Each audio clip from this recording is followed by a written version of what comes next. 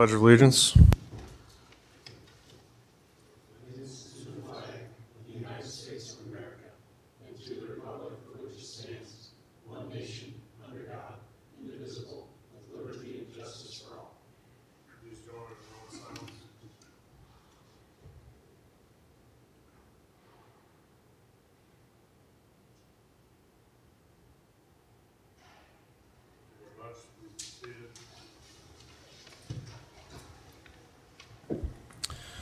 First item on the agenda is approval of the agenda. I'll move it.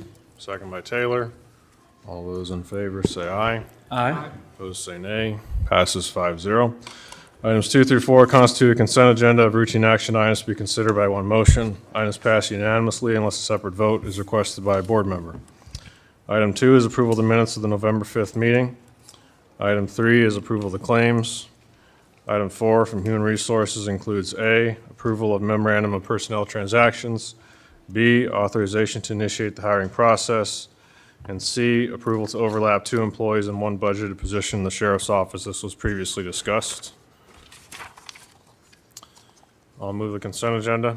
Second by Radig. Hearing no discussion. All in favor say aye. Aye. Opposed say nay. Passes 5-0. Item 5 from the Deputy County Auditor, Mr. Hoffmeyer, is the first tier canvass of the 2024 general election. We can move to receive Yep. and then we sign. Okay, I'll move to receive. Second by Taylor. So I've got the copies of the abstracts of votes and the certificates here for you guys to sign. However, there are 4 races that we need to draw to see who the winner is for the township trustees, so.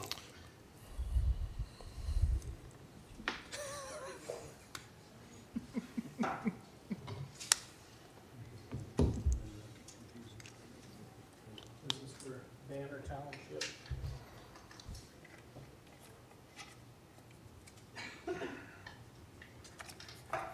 Craig Brockhouse. Brockhouse. Thank you.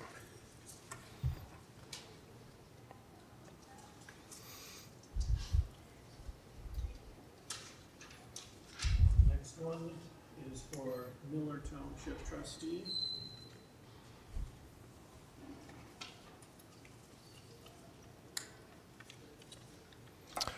Brett Baldwin.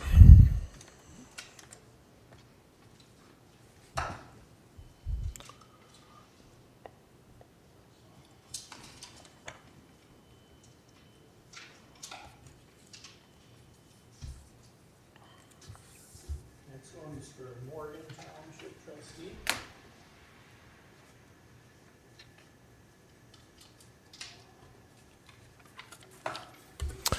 Roxanne Peterson.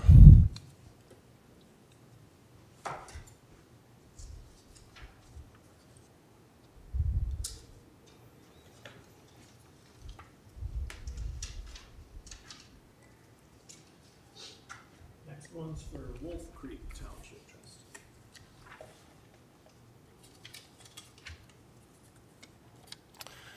Anthony Ashley.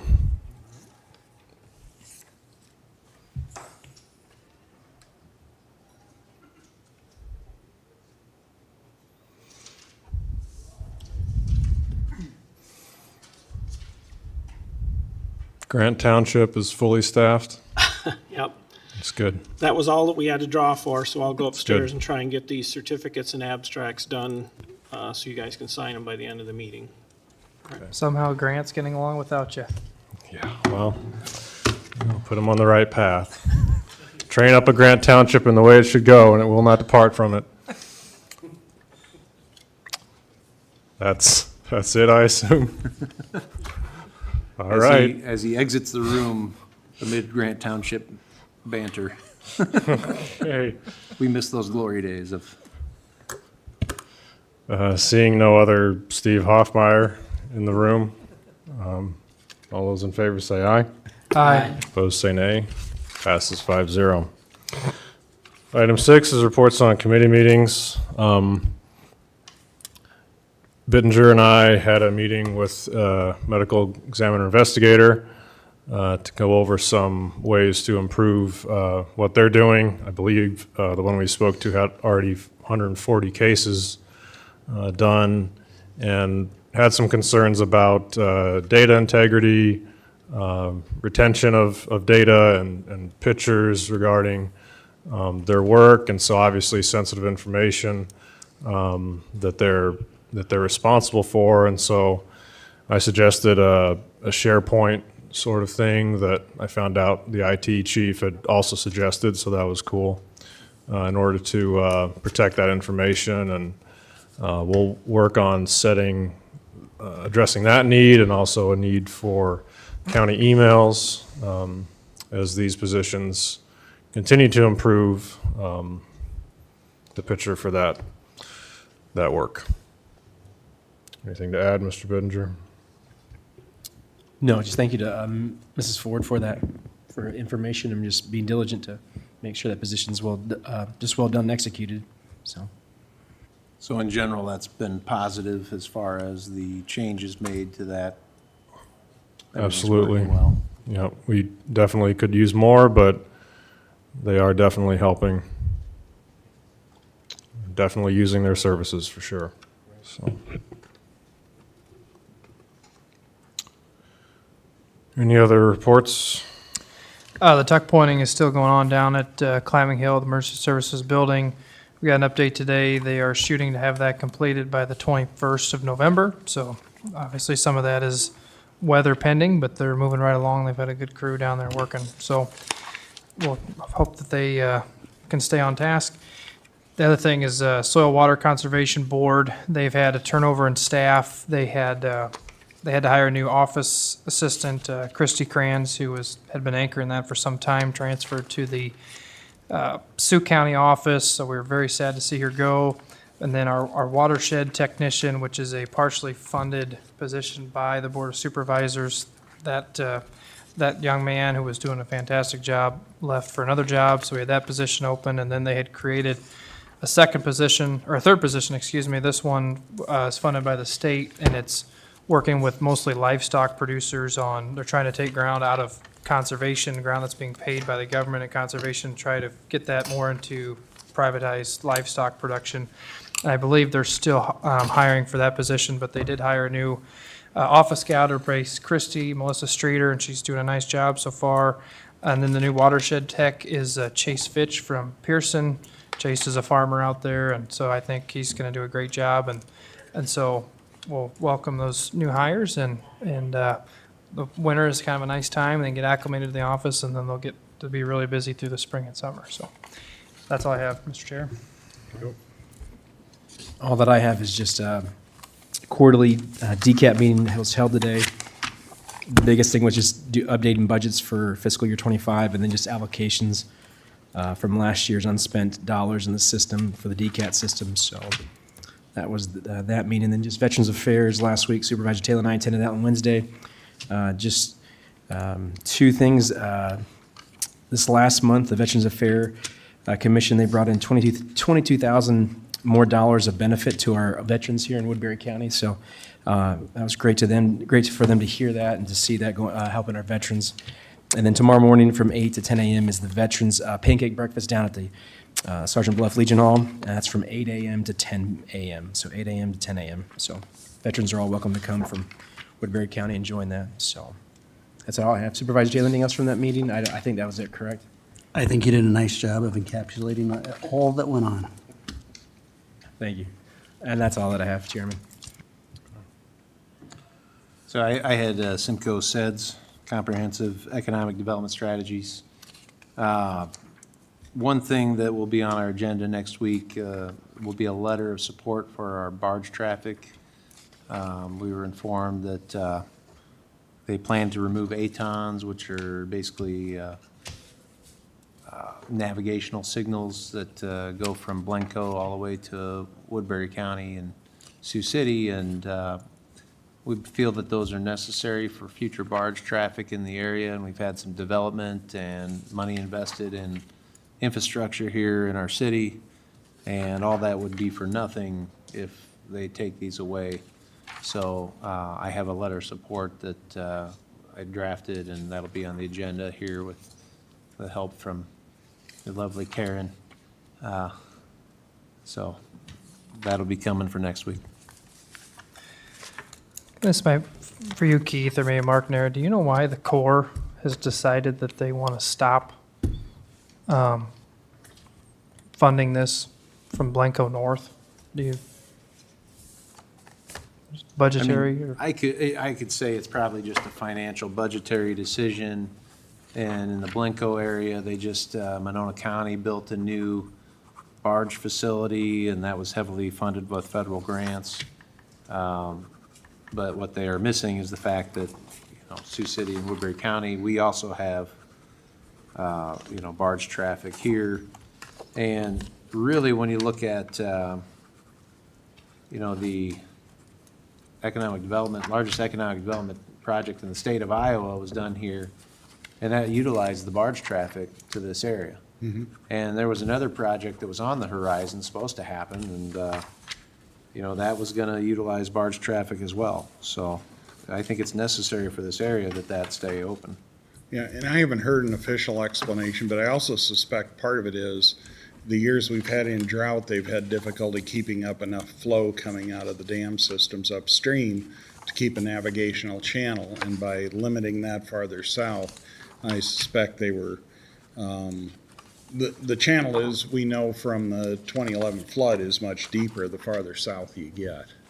And there was 3 to 5 feet of scour as you got farther south, and I think part of that, along with the expense that Keith was talking about, is one of the reasons they were looking at taking it away. But I've heard another individual who was looking at possibility of a barge terminal up in Woodbury County as well. And so this has been scouted by a couple of folks, and I think it's important that you maintain support for keeping navigational aids all the way up here into the county. Thank you, Mark, and for bringing that to our attention as well.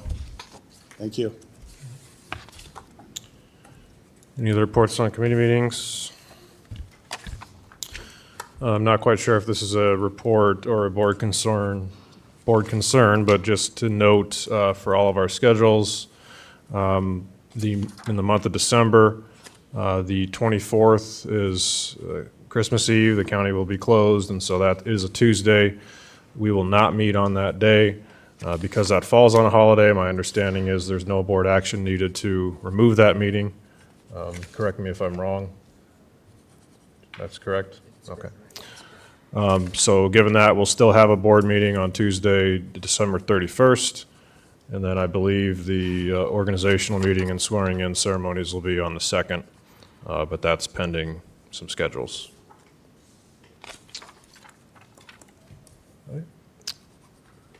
If you need a meeting for the claims, just let us know, I suppose. You need a short one. All right. Item 7, any citizen concerns?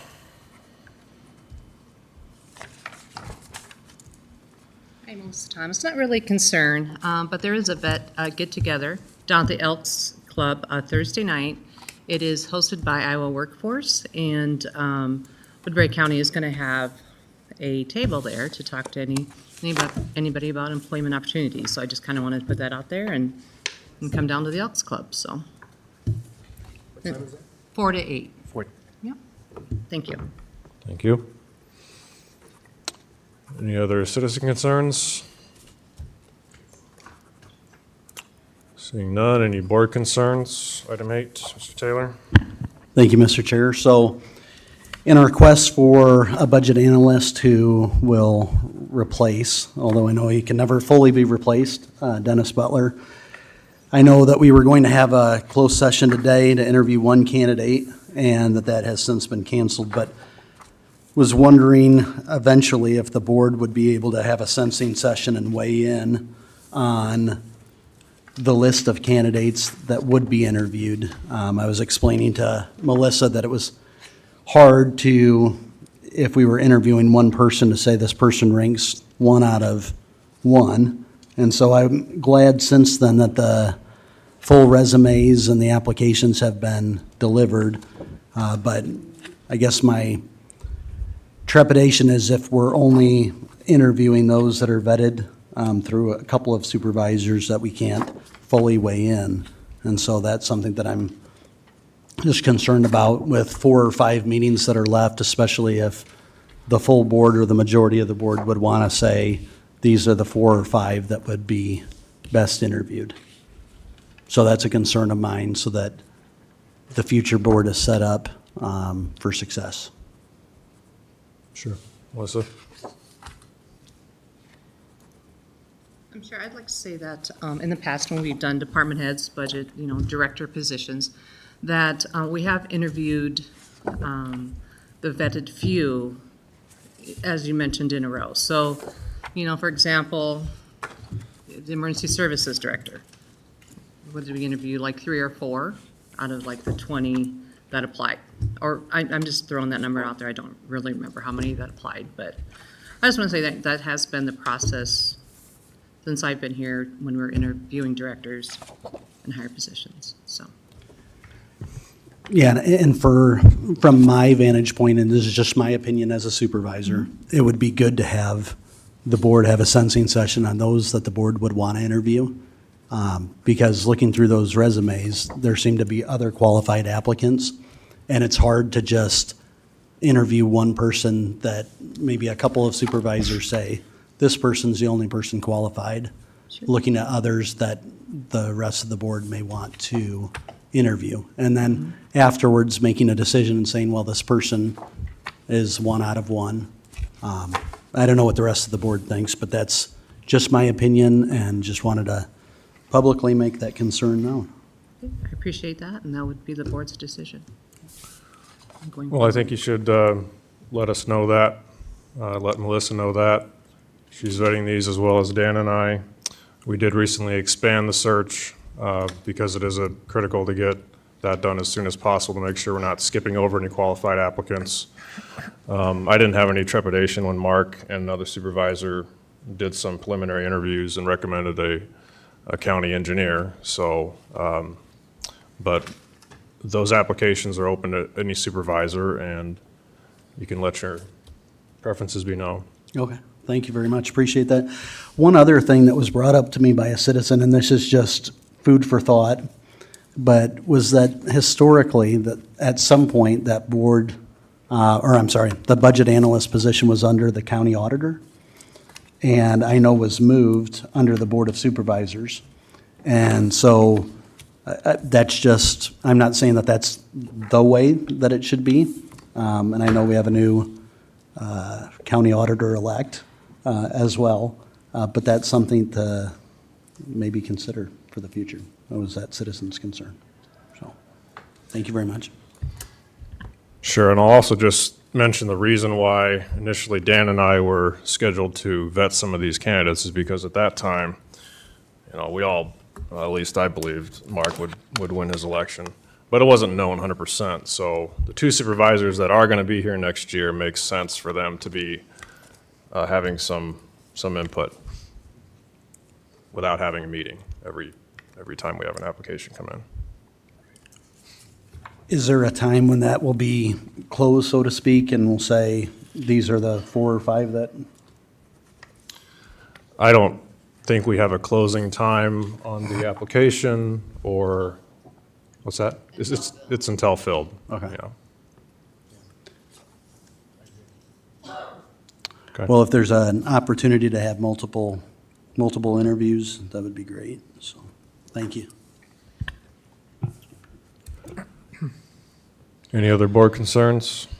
On Friday last week, myself and our new county engineer, Laura, met with a landowner south of Cushing who had egregiously been piling scrap metal well into the right-of-way and basically right onto the side of the road.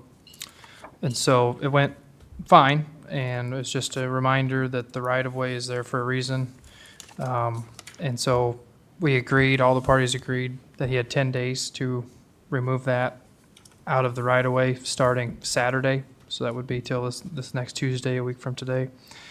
So anyway, hopefully we don't have any problems there, but just as a reminder, because I get calls in the spring when our motor graders go out to cut the edges of the road off on paved roads or gravel roads, that people get mad that their nice mowed ditch or whatever is affected, and the right-of-way is part of the road, and we have to maintain that, we have to take care of it. And so, nobody's picking on anybody, but we got to keep the right-of-way and the road clear for, especially this time of year going into winter.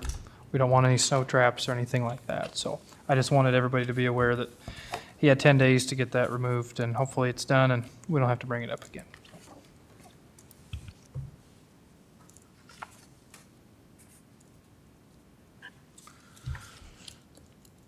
Any other board concerns? Maybe after all this riding, we might need a hand masseuse or something. It's a lot of signing. That's what you get for having a long last name.